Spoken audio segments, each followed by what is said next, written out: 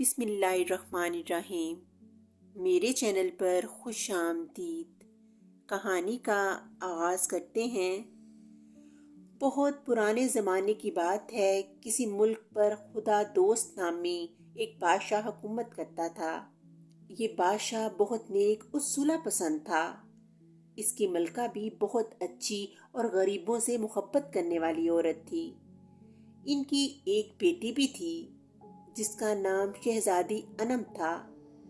شہزادی انم اپنی خوبصورتی، ذخانت اور اچھے اخلاق کی وجہ سے دور دور تک مشہور تھی۔ بادشاہ خدا دوست کے یوں تو بہت سے وزیر تھے، مگر ان میں ملنسار نامی وزیر اپنی ذہانت اور عقل مندی کی وجہ سے اس کے بہت قریب تھا اور وہ اس پر بہت اعتماد کرتا تھا۔ اس وزیر کا ایک بیٹا بھی تھا جس کا نام خوشبخت تھا۔ وہ شہزادی انم سے 2-3 سال بڑا تھا۔ بادشاہ کو اپنے اس وزیر سے اتنی محبت تھی کہ اس نے اس کا محل بھی اپنے محل کے برابر میں ہی تعمیر کروایا تھا۔ وزیر ملنسار کے بیٹے خوشبخت کا بچپن شہزادی انم کے ساتھ کھیلتے کودتے گزرا۔ وہ اب دونوں جوان ہو چکے تھے۔ خوشبخت بہت ذہین اور بہادر لڑکا تھا۔ بچپن ہی سے ایک ساتھ رہنے کی وجہ سے دونوں ایک دوسرے سے بہت مانوس ہو چکے تھے۔ جب خوشبخت چھوٹا تھا تو بادشاہ خدا دوست نے اس کی تعلیم و تربیت کا انتظام بھی شہزادی انم کے ساتھ محل میں ہی کروا دیا تھا، جہاں دونوں ماہر اساتذہ سے تعلیم کے ساتھ ساتھ تلوار بازی اور تیر اندازی کا فن بھی سیکھتے تھے۔ بادشاہ اس سے اپنے بیٹوں کی طرح محبت کرتا تھا۔ ملکہ بھی خوشبخت کی اچھی عادتوں کی وجہ سے اسے بہت پسند کرتی تھی۔ اب رہی شہزادی انم تو اسے تو خوشبخت بچپن سے ہی بہت اچھا لگتا تھا۔ بادشاہ کا ملک جس پر وہ حکومت کرتا تھا نہایت چھوٹا سا تھا۔ اس میں 3-4 بڑے بڑے شہر اور 100-150 گاؤں تھے۔ اس کی فوج بھی زیادہ نہ تھی۔ بادشاہ ایک بات سے بہت پریشان رہتا تھا۔ اس کے پڑوسی ملک پر شاہ بہرام نامی بادشاہ کی حکومت تھی۔ شاہ بہرام کا ملک بھی بہت بڑا تھا اور اس کی فوج بہت زیادہ تھی۔ وہ نہایت ظالم اور لالچی انسان تھا اور اسے دولت اکٹھی کرنے کا بے حد شوق تھا۔ اس شوق کو پورا کرنے کے لیے اس کی فوجیں آئے دن آس پاس کی چھوٹی چھوٹی ریاستوں پر حملہ کر کے وہاں کے رہنے والوں کا مال و دولت لوٹ کر چلی جاتی اور اس لوٹ مار کی خوشی میں وہ لوگ خوب جشن مناتے۔ اس کے علاوہ جب ان چھوٹے چھوٹے ملکوں میں کسانوں کی فصلیں تیار ہو جاتی اور وہ انہیں کاٹ کاٹ کر جمع کر رہے ہوتے تاکہ انہیں فروخت کر کے پیسے کمائیں، تو شاہ بہرام کی فوجیں ہلہ بول کر سارا اناج اپنے ساتھ لے جاتی اور بیچارے کمزور اور نہتے کسان منہ دیکھتے رہ جاتے۔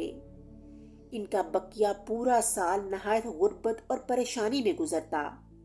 ان چھوٹی ریاستوں کی فوجیں ان کا مقابلہ کرنے کی کوشش تو کرتی تھیں، مگر کم تعداد کی وجہ سے انہیں شکست کا سامنا کرنا پڑتا۔ اس بات سے بادشاہ بہت پریشان تھا۔ شاہ بہرام کی فوج نے اس کے ملک پر بھی کئی دفعہ حملہ کیا تھا۔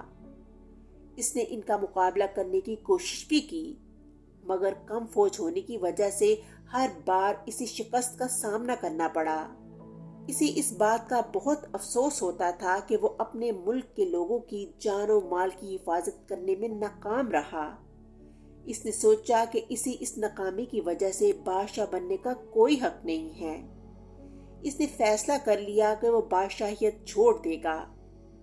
اس سلسلے میں اس نے اپنے وفادار وزیر ملنسار سے بھی بات کی تھی۔ بادشاہ کی بات سن کر وزیر سوچ میں پڑ گیا۔ وہ نہیں چاہتا تھا کہ اتنا اچھا بادشاہ تخت و تاج سے دستبردار ہو جائے۔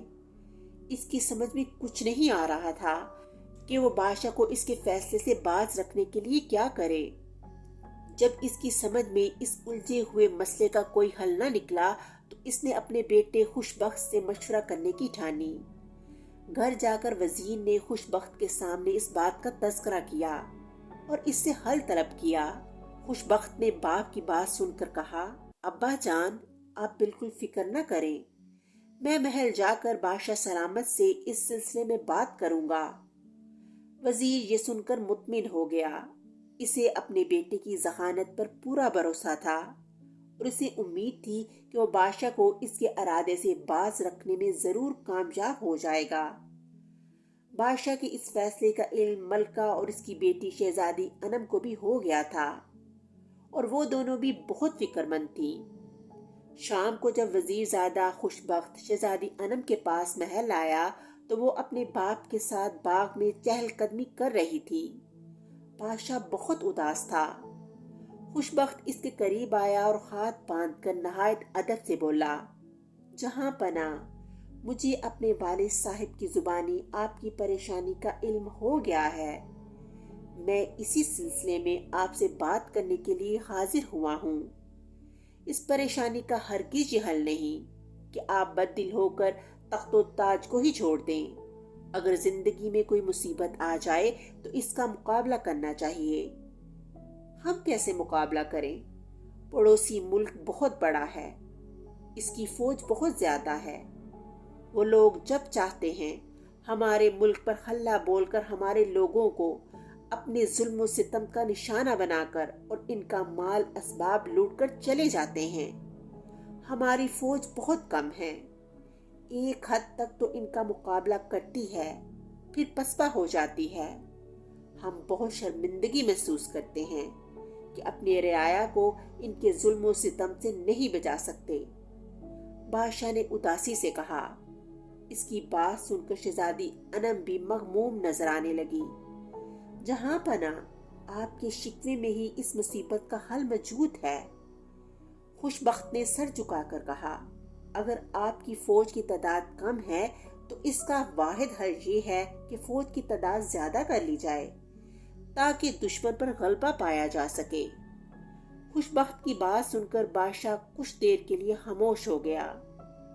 फिर इसने आहिस्तगी से कहा, हम फौज की तादाद बढ़ा तो लें, मगर हमारे खजाने में इतने पैसे नहीं हैं। सारा अनाज और दूसरी चीजें तो दुश्मन मुल्क की फौजें लूट कर ले जाती हैं, जिसकी वजह से लोग गरीब हो गए हैं और खजाने में मासूल भी नहीं जमा करा सकते। शाही खजाना तो बढ़ता ही इन मासूलात से है जो रियाया हुकूमत को देती है। हम इन सिपाहियों को तनख्वाहें कहाँ से देंगे? इनके लिए जंगी साजो सामान कहाँ से लाएंगे?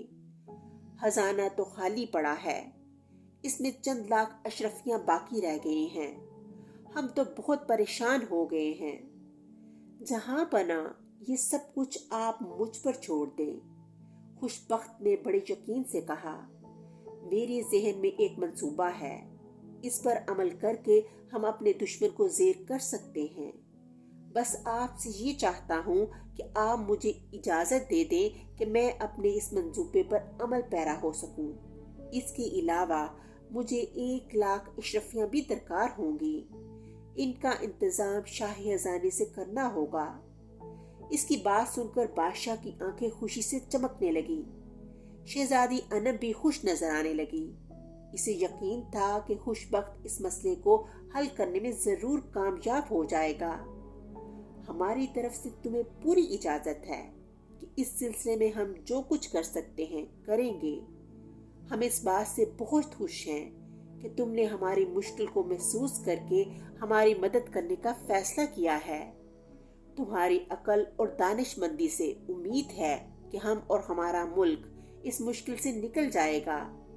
हम शाही खजांची को भी हुक्म दे देंगे कि 1 लाख अशरफियां तुम्हारे हवाले कर दे।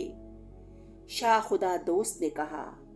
फिर इसने इसी वक्त शाही फरमान जारी कर दिया जिसमें हुक्म दिया गया था कि हुकूमत के तमाम लोग खुशबख्त के अहकामात पर अमल करें और इसे जिस किस्म की भी मदद दरकार हो इसे मुहैया की जाए। ये खबर हर तरफ फैल गई थी। वजीर बहुत खुश था कि बादशाह सलामत ने इसके बेटे को एक अहम काम करने के लिए मुंतखब कर लिया है। अगले रोज खुशबख्त को 1 लाख अशरफियां दे दी गईं।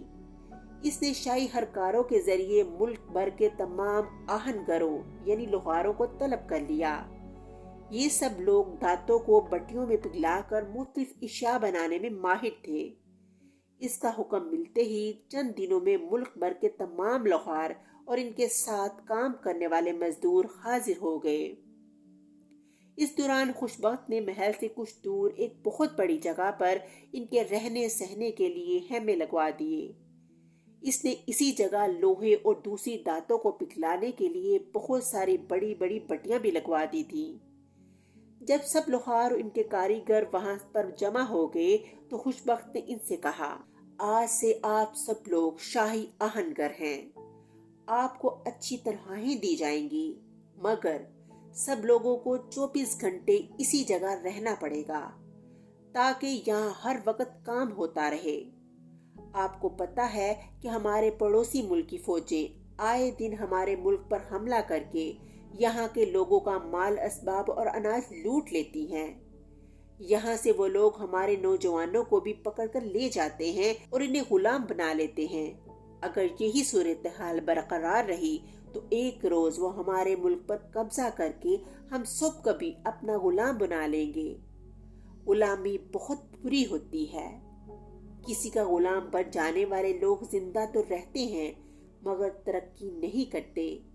انہیں پڑھنے لکھنے اور اپنی مرضی کی زندگی گزارنے کی اجازت نہیں ہوتی۔ آزاد ملک کے آزاد لوگ ہی اپنے ملک کو ترقی کی راہ پر ڈالتے ہیں اور ایک خوشگوار زندگی گزارتے ہیں۔ اپنے وطن کی حفاظت کے لیے یہ ضروری ہے کہ ہم اپنی فوج کی تعداد بڑھائیں تاکہ ہمارا پڑوسی ملک ہم پر بری نظر نہ ڈال سکے اور ہم اور ہمارا گھر ان کے ظلم و ستم سے محفوظ رہ سکے۔ ہمارے ملک کا ہر فرد ایک سپاہی ہوگا، مگر اس کے لیے ہمیں جنگی ساز و سامان کی ضرورت پڑے گی۔ اب آپ لوگوں کا کام یہ ہے کہ اپنے دشمن سے بچاؤ کے لیے دن رات ہتھیاروں کی تیاری میں مصروف ہو جائیں۔ خوش بخت کی بات ان سب کی سمجھ میں آ گئی تھی۔ وہاں آئے ہوئے تمام لوہاروں اور مزدوروں نے عہد کیا کہ وہ اپنے ملک کی سلامتی کے لیے جی جان سے کام کریں گے۔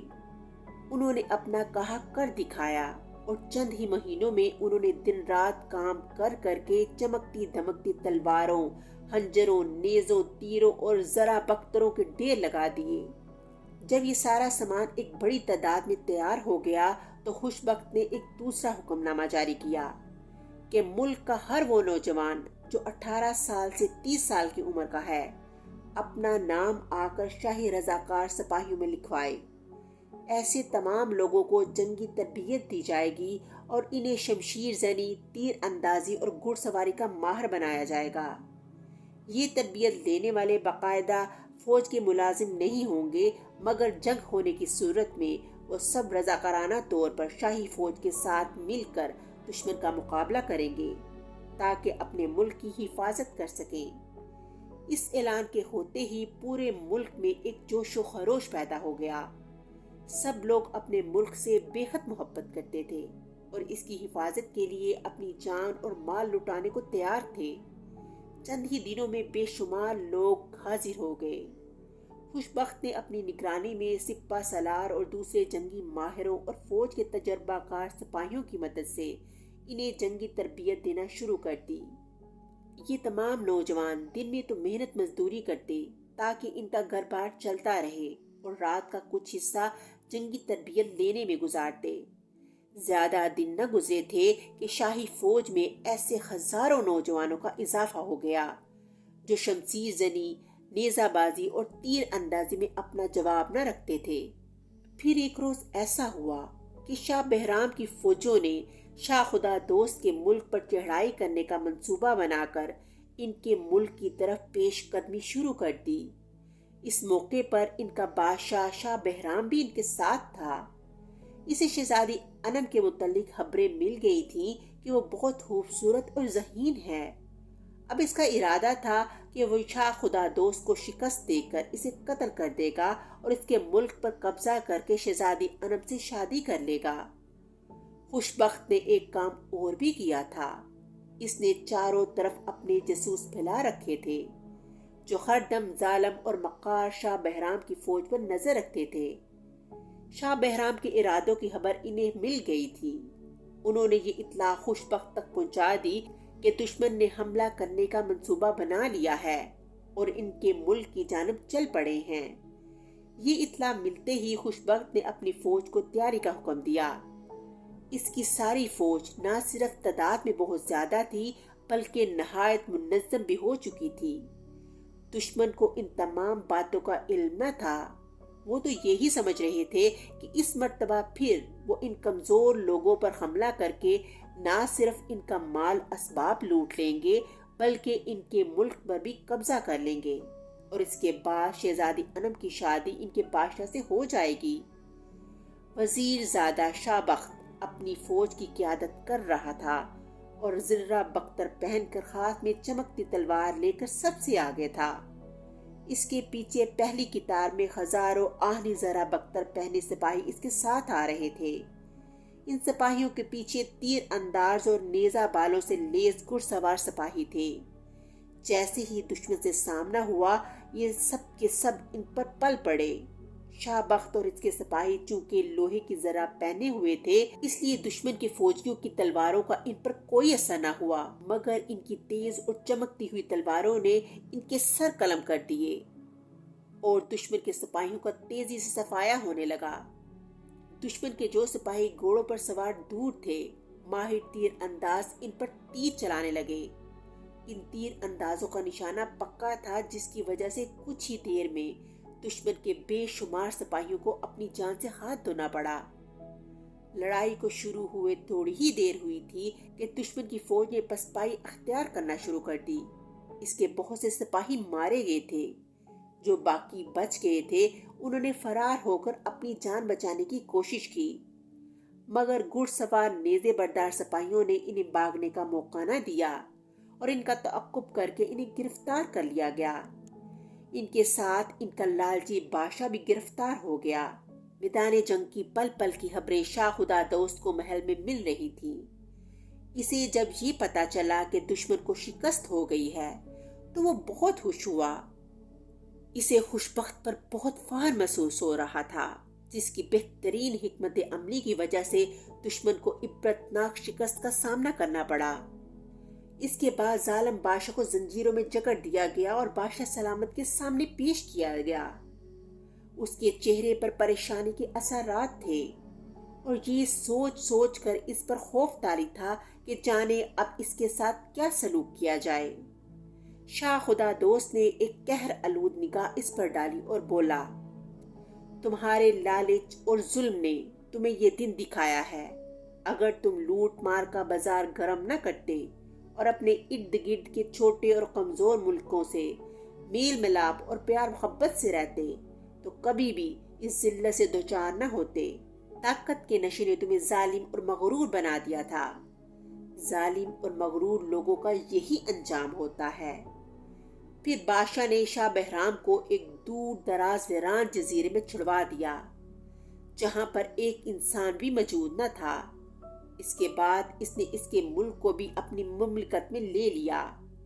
اس کے ملک کے خزانے معصوم لوگوں کی لوٹ مار کے مال سے بھرے تھے۔ خوشبخت کے مشورے پر شاہ خدا دوست نے ان میں موجود وہ تمام دولت ان لوگوں کو واپس کر دی جنہیں لوٹ کر شاہ بہرام نے انہیں بھرا ہوا تھا۔ اس کامیابی پر شاہ خدا دوست کی رعایا بہت خوش تھی۔ انہوں نے پورے ایک ہفتے تک اس فتح کا جشن منایا۔ ظالم اور لالچی شاہ بہرام سے نجات پانے کے بعد اب آس پاس کے ملکوں میں رہنے والوں کو بھی کوئی ڈر خوف نہ رہا اور وہ بھی ہنسی خوشی زندگی گزارنے لگے۔ چند ہی دنوں میں شاہ خدا دوست کے ملک میں بہت خوشحالی ہو گئی۔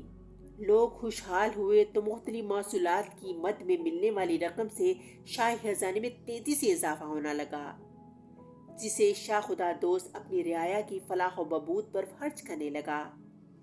وزیر زادہ خوشبخت نے جن سپاہیوں کو فوج میں رضاکارانہ طور پر بھرتی کیا تھا، شاہ خدا دوست نے نہ صرف انہیں انعام و اکرام سے نوازا بلکہ انہیں باقاعدہ فوج میں شامل کرنے کے احکامات بھی جاری کر دیے۔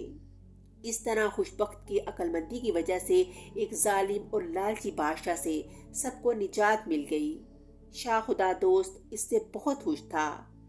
کچھ دنوں بعد اس نے ملکہ سے مشورہ کر کے شہزادی انم کے ساتھ اس کی شادی کر دی اور اسے تخت و تاج سونپ دیا گیا۔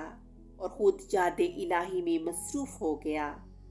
اس طرح کہانی کا اختتام ہو گیا۔ اگلی کہانی کے ساتھ پھر ملیں گے، تب تک کے لیے اللہ حافظ۔